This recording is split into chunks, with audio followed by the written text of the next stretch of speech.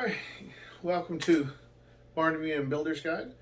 Joe Kraft with Florida Barndominiums here.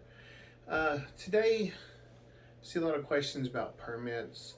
So we're gonna give a little advice on that. Lots of people just go to the barndominium groups and say, "What permits do I need? I live in such and such," and that's a bad idea. What you need to do is contact your local building department. And when you go to a building department, when you look at building department up on Google Maps and you look at reviews, building departments, just wherever you look, have terrible reviews. And some of them really are bad. And the majority of them, people go in there and act snotty and get rude and get bad service because you get what you give.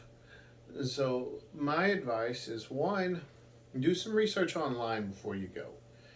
Do some research for your state, for your county, for your town, about being an owner builder. What are the requirements of an owner builder?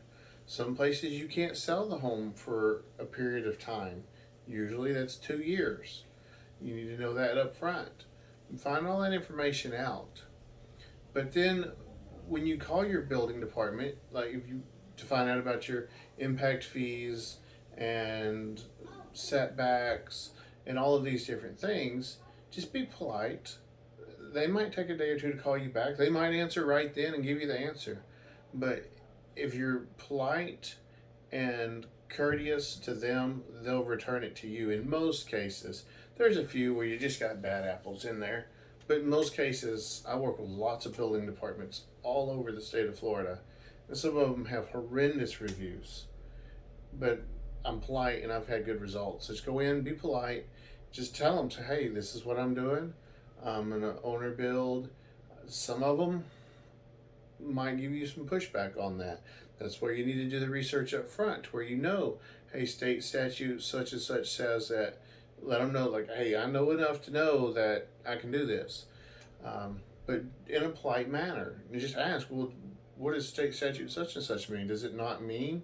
Oh, well, yeah, it does mean. And so, as far as permits, typically everything is going to fall under one permit, and then there'll be under that permit, so you'll have a building permit, and then on the building permit, you'll have where you'll list electrician, plumber, HVAC. So, and again, it's your house. You can do all of those things here. Check your local municipality, check your local area. But if you're not going to do those things, if you are going to use somebody else, you can't have Uncle Bob come do the wiring on your house. You have to say that you are doing it if you're going to use somebody that's not licensed, and you're going to have to pull that on a builder permit. If you are using a licensed contractor, you need them to fill out the form or give you the information. They'll have to be registered with your local building department, and then they'll have to be on your permit. Their license number will be listed on your permit. If that changes, if you list a contractor and then you change it, which reminds me, I have a permit I need to change the plumber on right now. You change that, then you need to do a change of contractor form, and you need to go in and take the one off and put the new one on. In our case, the plumber got bought out, and he's still part of the company, but they're operating under another license number, so we need to get that switched out. But so go to your local building department. Don't rely on Facebook. Do some research. Find their site. Do some research on owner builder before you go there, and have all your trades. You'll need the license number for your electrician, your plumber, your HVAC. You'll need if you're putting in a pool and you're putting it all together. Typically, your pool contractor is going to do that on their own. They're going to pull their own permit to the side. But if you are trying to put it all together, you'll need that. Some places, your irrigation contractor has to have a license. Some places, even your landscaping contractor needs to have a license. So everybody, it's required, and all of those forms are online, and most building departments are happy to print them off and give them to you and explain it to you. Just the biggest thing is just be nice. You don't know who they dealt with before you. And a lot of times that's the case. Is somebody went in there, wasn't getting what they like, they get ugly, and then it just puts a bad mood to the day for everybody involved.